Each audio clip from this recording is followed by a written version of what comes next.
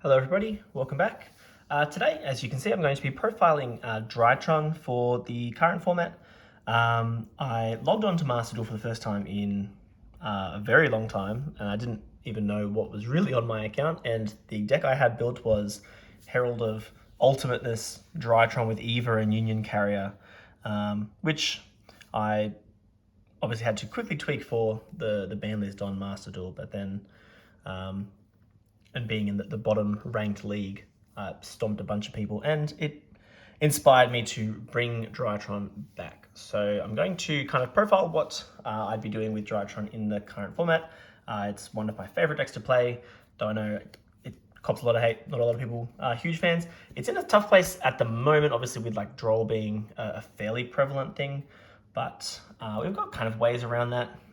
So we're playing Draconids, we're playing 3 Alpha, we're playing 3 Zeta, we're on 2 Gamma and 2 Delta, as well as the Emergencies, the Nova, 1 Meteornus. There's a world where you could play 2 of this, Fafnir and Foolish Burial for the kind of Drytron portion of the deck. Nothing I'd really tweak here. I go back and forth on like the Gamma and Delta amounts, whether you like max it all out or cut down on Delta for like to potentially play like Prosperity is always fun as well. We've got 3 Benton, of course. We have a Natasha, and then one of our win conditions being Magician of Black Chaos Max, and the primary win condition being Vanity's Ruler. But very often we're able to kind of pull off both, and that feels really good. Of course, we're playing 1 Diviner of the Herald to go alongside that as well. The rest of the deck is non-engine. Now, this is where, obviously, like, I think everything you've seen so far is pretty standard for Drytron. Obviously, if they're not playing Vanities, they might play more copies of Diviner. Magician of Black Chaos can sometimes be the other ritual, the Draco Slayer, Draco Overlord one. But for non-engine, I'm trying out, because obviously we're in a bit of a hand trap format, but also like we kind of have to have both the hand traps and the board breakers, so it's a bit tough. I've leaned more into the hand traps, so cross out, and I've got Talents and Thrust. I mean, this Thrust could be anything. This could be a Call by the Grave, could be the 3rd Talents. These 3 cards could just be Droplet, but I think by having cross out, like I think these 3 are, it's better to have these 3 over the Droplet. Then for hand traps, we've got 9, so it's 3 Ash, 2 Veiler, 1 Droll, and 3 Imperm. And again, you could certainly tweak this for the format, like if you'd rather max Droll than max Droll. My locals is a bit different. It's very different. People just like kind of chop and change all the time. So I've kind of gone for just like really standard streamlined type things. So nothing too crazy. Like it's where the side deck would be tailor-made, but I've just gone for like the basics. So like Talents covers all, Ash kind of covers all, Veiler, Imperm. The 1 Droll obviously covers ourselves with the cross out, but you could certainly side more copies to hit those decks that are weak to Droll. A card that I do really enjoy in Drytron that I'm not playing in this list, and I would be playing if we were back to Board Breakers. If we were back on Board Breakers, then certainly I'd be playing the Droplets. I'd go more copies of Thrust. I'd probably be throwing a copy of Harpy's Featherstorm potentially in the main deck as a Thrust target, because if you end on the Fuko and the Thrust, if you get shifted or drolled, then you can just, set Harpy's Featherstorm, and that's just another super oppressive card. But the other card I really like in this deck is actually Extra Foolish Burial. It does cost you half your life points, but because we're very rarely summoning Diviner of the Herald just like turn 1, it just means that between the Entus and the Herald of the Arclight, we do have cards that we want to send, which means that Extra Foolish Burial acts as a removal card, because obviously you can send Entus, but it also adds consistency with Herald of the Arclight. You can obviously search it with like Thrust if you're playing more Thrusts, and that just like if you have access to the Extra Foolish Burial, you can actually pull off the Vanities and Chaos Max double way more consistently, which is nice. But just because of the format, I don't think we really have that luxury to kind of play that. We obviously lose to any deck that's just like setting up a really oppressive board if we're trying to go the board breaker approach. But the extra deck, again, nothing too crazy. I've got double Fafnir, Beatrice, of course. I've gone for Sky Crisis. I like the card, so I've kind of fit it in. But we've got Downed and the Foucault, of course. Then I've gone for Boral Sword. We've got SP, IP, Herald, Dynamondo, Link Karibo, and then of course the 2 Diviner targets. If you're playing extra Foolish Burial, they get a lot more mileage, but yeah, that's the extra deck. Now I'll just do a couple of quick test hands to kind of just show you what type of board the deck is trying to accomplish. Okay, so just getting ready for our first test hand. We have Ash, we have Talents, we have Imperm, Benton, and Nova. So this is fine. Like obviously having 3 non-engine cards is pretty nice, but then Nova and Benton is still going to combo. So what we would do first is we'll go Nova. Nova is going to summon our Zeta.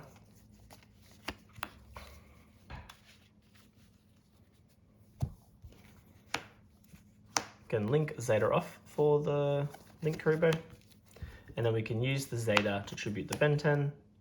It'll summon out and grab the Ritual spell, and then the Benton will trigger, and we do have to grab Diviner here because it's a 1-name hand. We can't go for the Vanity Ruler lock here. So now we can normal Diviner, we can use the effect to send Herald, and then we can grab our Chaos Max here.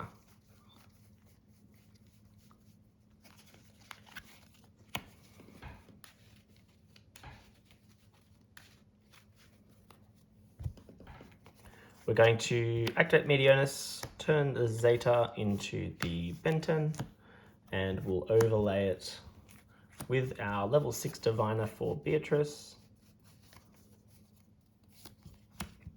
We will detach Benton to send Gamma. And now we are free to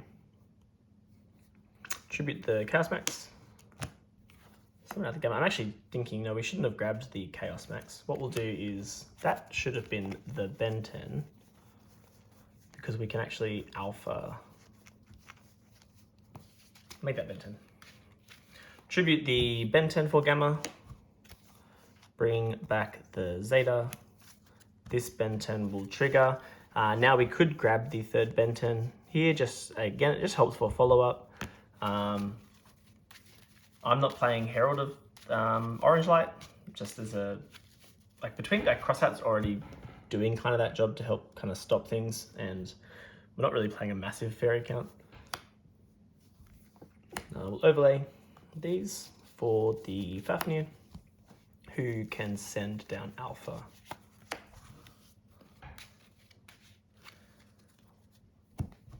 We can use the Ritual spell. We should have just done this earlier on like the Zeta or the Gamma, just because that doesn't matter. This can stay at 2000, but then we can go Alpha, tribute the Benton to summon, and we will grab the Magician of Black Chaos Max here. The Benton will trigger again, and we can grab Natasha. It's just always good having rituals in hand to be able to kind of just continue playing on the next turn. Now we can use our ritual spell. We can turn these 2 into Black Chaos Max. And now we are just going to set, consolidate our resources here. One thing we do need is Dynamondo, so we can take our Black Chaos Max and our Link Karibo for Dynamondo, and we can take our Alpha and our Mu Beta and go into something like SP. The other thing we could, of course, do is go straight to IP instead. Is fine. Or, we had 2 monsters with the same types and attributes, we could also go Herald of Mirage Lights. That's probably the, I mean, we're probably already getting nibbed. We probably do that first. Herald up here. No, we can't because we had the Krubo. No, Dynamondo and Herald. So we didn't use IP. Obviously, this means we don't get to SP, but like our board is already crazy. We've got Impermanent Ash backing it up. In our opponent's turn, we're just going to go straight for Dynamondo into Magician of Black Chaos Max. It will tribute. Our opponent gets no monster effects. Like if the Herald gets outed at any point, we're going to recur back our Ritual Spell and Benten. And so this just really puts our opponent in an awkward position where they don't really want to out it because the follow-up is crazy. I mean, already our follow-up is insane as well by leaving just Natasha in hand. We could discard the Natasha to negate a spell if we felt like that was necessary. But obviously having the Dynamondo Magician of Black Chaos lock there is pretty nice. Yeah, so that was one test hand and we'll do another one now. Okay, so we're getting ready for our second test hand. We have Nova, we have Imperm, another Nova, a Vela, and a Zeta. So this will be Alpha Zeta, which is nice. So we can obviously throw Nova first. It's going to summon Alpha. Because we do like to start with Alpha, tribute Zeta, we will make the Linkuriboh. If it was the other way around and I had the Alpha in hand, and I Nova'd for Zeta, I would just tribute it straight off the field immediately. Plays around Bell of all things, but anyway. There's Linkuriboh. We're going to Alpha tribute Zeta. Grab Benten, of course. We will then Zeta tribute Benten. Get Ritual Spell. And grab the Vanity's Ruler. So we're not going to be able to pull off a double lock with this hand. We need one other piece. It's usually just access to Benten that would get us there. Obviously, like hard opening, like the Vanity's Ruler helps as well. Hard opening a piece generally gets you there as well. But we'll take these and go for the Fafnir. Fafnir will send down the Gamma.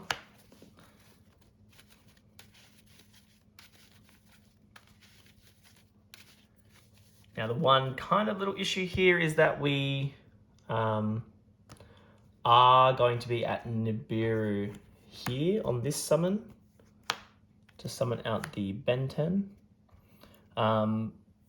which is fine. It's because we obviously made the Linkuriboh first. No, we're actually already there because we Nova'd out the Alpha. So we're already at the Nibiru. A Nibiru here before we get to resolve Medionis, that would obviously very much hurt. And we wouldn't really be able to continue playing with this specific hand.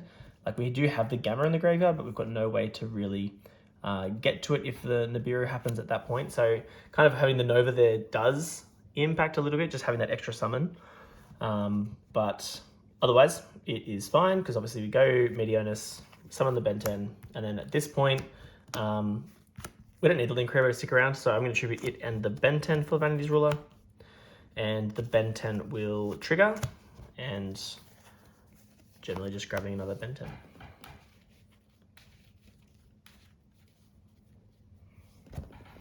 From here, we're fairly free to use the Gamma, tributing the Benten to summon itself out alongside the Alpha. Benten will trigger again, and again, we can very simply grab the third Benten. Just having these in your hand always just feels very free. We can use Medionis Engrave to add itself back. And then from here, we can take these two and go straight to the Herald of Mirage Lights. And we can call it a day there. That is a possibility. Option 2 would be to use Medionis again. We can take the material off the Fafnir and bring a Benten back just as a link for an IP or an SP, which obviously adds a little bit more to the board. We're still losing to all the same things, but this is still fine, into one of those. It does mean that the Medionis is now in the graveyard, as opposed to our hand, but it is much of a muchness. And then we obviously got the Impermanent Veiler to kind of back it up with crazy follow-up, as we always do.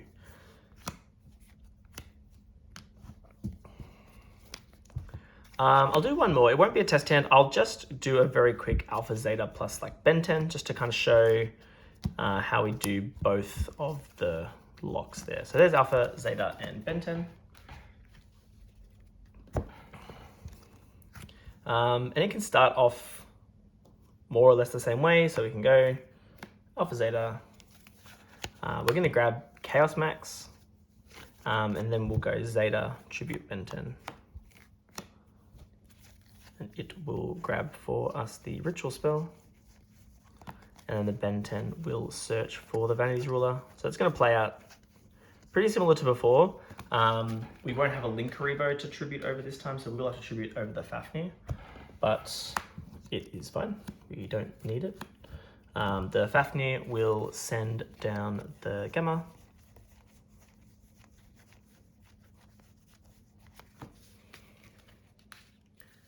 We will activate the Medionis, take a material off Fafnir to bring back Ben 10. That is summon number 4, and then we will use the Medionis to grab back, targeting obviously Fafnir, and then we'll tribute over both for Vanities on summon 5. So we are now obviously safe from Nibiru. Ben 10 will grab Ben 10 because we've got Gamma in graveyard to be able to continue playing.